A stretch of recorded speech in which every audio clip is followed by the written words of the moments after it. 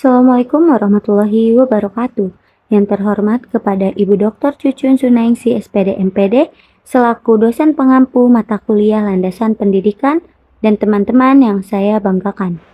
Pertama-tama marilah kita panjatkan puji syukur kehadirat Tuhan Yang Maha Esa karena telah memberikan rahmat kesehatan dan keselamatan sehingga kita dapat melakukan diskusi pada materi kali ini. Perkenalkan, saya Nazun Rena Salwa yang akan bertugas sebagai moderator pada hari ini. Adapun anggota kelompok saya yang akan memaparkan materi pada hari ini, yaitu Hilma Nazifa Nurul Hikmah sebagai pemateri pertama, Marsha Aulia Nur Hasim sebagai pemateri kedua, dan juga Aini Nurul Aziza sebagai pemateri ketiga. Sebelum lanjut kepada pemateri, di sini saya akan menjelaskan secara singkat mengenai landasan sosiologis pendidikan. Manusia pada umumnya merupakan makhluk sosial yang saling membutuhkan, dan pendidikan adalah pewarisan dari nilai, norma, dan juga budaya.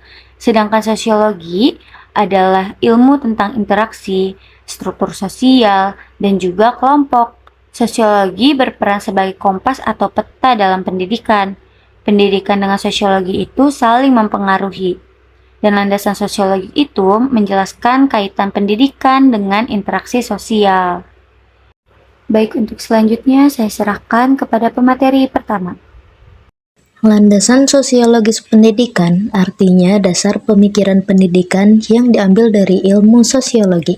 Jadi, pendidikan dilihat dari sisi hubungannya dengan masyarakat. Bentuknya bisa berupa teori atau praktik pendidikan di lapangan. Fungsinya sebagai acuan bagi guru dalam pembelajaran dan membantu mencapai tujuan pendidikan yang sesuai dengan kebutuhan sosial. Menurut Pidarta, ada 4 jenis landasan pendidikan. Yang pertama ada landasan religius, bersumber dari nilai dan ajaran agama.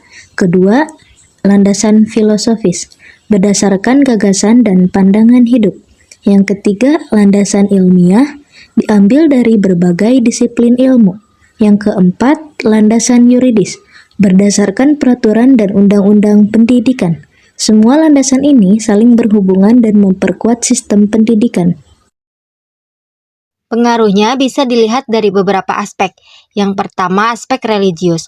Pendidikan berorientasi pada nilai keagamaan dan akhlak. Artinya, pendidikan tidak hanya mengajarkan pengetahuan, tetapi juga menanamkan nilai moral, etika, dan ajaran keagamaan. Aspek religius membantu membentuk karakter siswa agar memiliki perilaku yang baik, jujur, disiplin, dan bertanggung jawab sesuai nilai keimanan masing-masing. Yang kedua, aspek filosofis, berlandaskan pemikiran dan gagasan mendalam.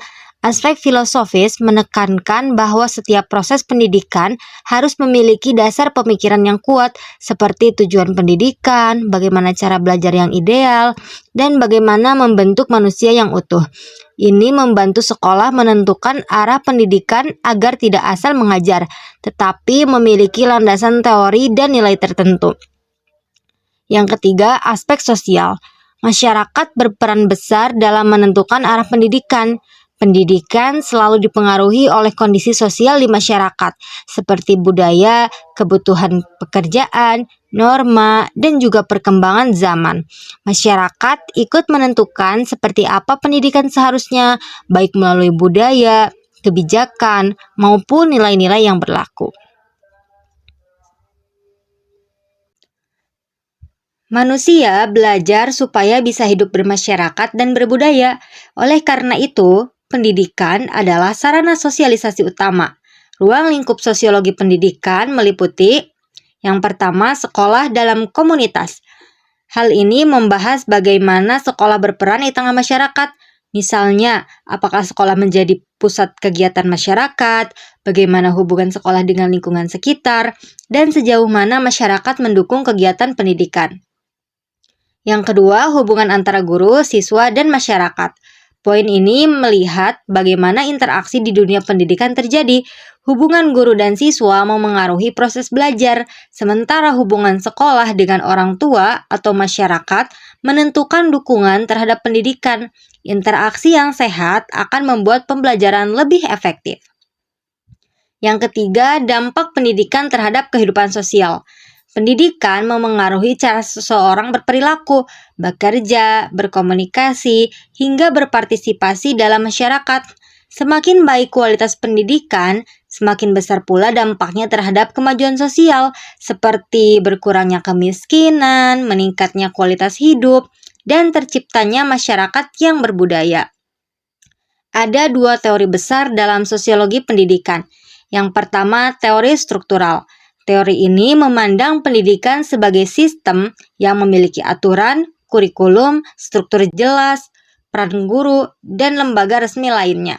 Fokusnya pada bagaimana seluruh bagian ini bekerja secara teratur untuk mencapai tujuan pendidikan. Yang kedua, teori konflik. Teori ini melihat bahwa pendidikan juga diwarnai persaingan, tekanan, dan ketidaksetaraan. Contohnya, tidak semua siswa memiliki kesempatan atau fasilitas yang sama. Tekanan sosial, ekonomi, dan budaya dapat memengaruhi proses belajar serta hasil pendidikan. Baik, terima kasih kepada pemateri pertama dan juga pemateri kedua. Baik, selanjutnya akan dilanjut oleh pemateri ketiga. Waktu dan tempat saya persilakan. Baik, terima kasih kepada moderator yang telah memberikan saya kesempatan untuk menyampaikan materi. Baik, di sini ada implementasi landasan sosiologis di Indonesia. Di Indonesia, sekolah sering disebut sebagai miniatur masyarakat karena di dalamnya terjadi interaksi antara keluarga, guru, teman, dan lingkungan sekitar. Dinamika sosial terlihat dari kegiatan di kelas, organisasi, hingga ekstrakurikuler. Selain itu, kerjasama antara sekolah dan masyarakat juga penting agar pembelajaran tetap relevan dengan kehidupan nyata. Contoh nyatanya, yang pertama, kerja kelompok di kelas melatih siswa berkomunikasi dan menghargai pendapat teman. Yang kedua, OSIS atau pramuka mengajarkan kepemimpinan dan tanggung jawab seperti di masyarakat. Yang ketiga, program UKS atau imunisasi menunjukkan kerjasama sekolah dengan puskesmas. Dan yang terakhir adalah kunjungan industri atau bakti sosial membantu siswa untuk dapat memahami kondisi sosial di luar sekolah. Dan yang selanjutnya ada implikasi landasan sosiologis.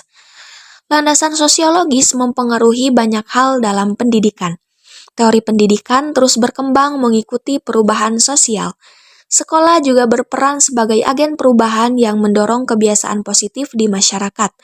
Karena itu, kurikulum harus menyesuaikan kondisi sosial yang terus berubah.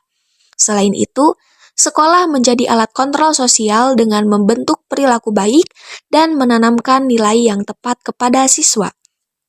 Contoh nyatanya, pembelajaran kini lebih kolaboratif seperti pada P5 karena masyarakat menuntut siswa agar kreatif dan mampu bekerja sama.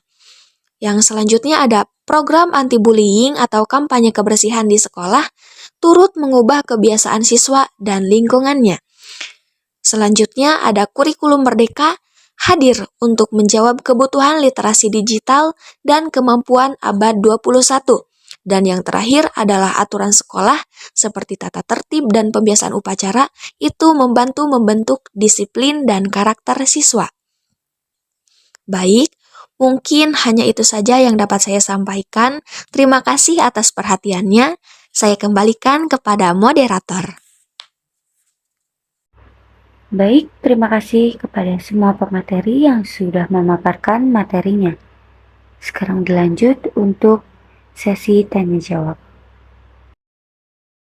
Baik, sebelum presentasi kali ini ditutup, saya akan memaparkan kesimpulan materi hari ini. Yang pertama, pendidikan tidak lepas dari masalah sosial dan kemanusiaan. Lalu sosiologi pendidikan adalah analisa pola sosial dalam sistem pendidikan. Peran utamanya membentuk individu cakap dalam kehidupan sosial dan masa depan. Sinergi antara sekolah, masyarakat, dan pemerintah sangatlah penting. Sekian presentasi dari kelompok kami mengenai landasan sosiologis pendidikan. Kurang lebihnya mohon maaf. Wassalamualaikum warahmatullahi wabarakatuh.